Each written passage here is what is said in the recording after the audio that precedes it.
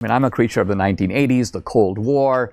There are police states, of course, now like North Korea, China, Iran, and of course the old Soviet Union. So then I said, well, what do those police states have in common? Well, they have mass surveillance of citizens. They have systematic censorship. They have this mind-numbing indoctrination and propaganda in the schools and in the media. They tend to be one-party states, which is to say, not that they have no elections, but the elections are sort of controlled so that if there is an opposition, it's subordinate to the regime. They criminalize dissent, they go after religious liberty, they have political prisoners, and I go, whoa. All these elements to one degree or another I see here in America. And it's a shock for me because I'm an immigrant. I mean, you know, I've written books like What's So Great About America. Yeah, of course. I've been very much of an American exceptionalist, a rah-rah American triumphalist. Yeah. And yet that America is not the America we're living in now. So this movie to that degree has a personal dimension.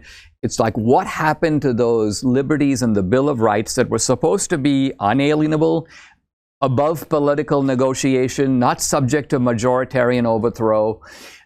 Suddenly all those rights are in jeopardy.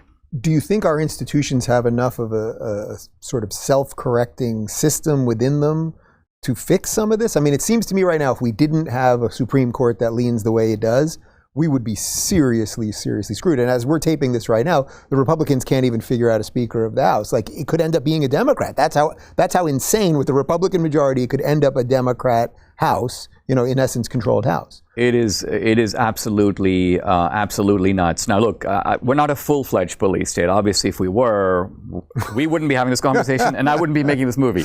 Yeah. So when the jaws of the police state snap shut, I have Yeonmi Park, who's a North Korean refugee. She's a friend of mine. And, you know, Yeonmi goes, listen, when the jaws of the police state are shut, there's no time that remains, and all you can do is run. Yeah. You know, get out, get your family out, get your money out, but we're not there.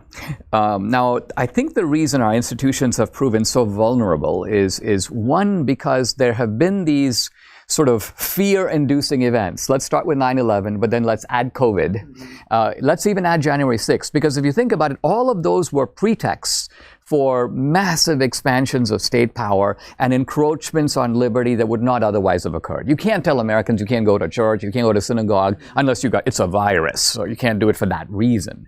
And similarly, I think the idea that you can't talk about 8 subjects on social media, it was after January 6th that became okay to say, and YouTube is like proudly listing all the things you can't talk about.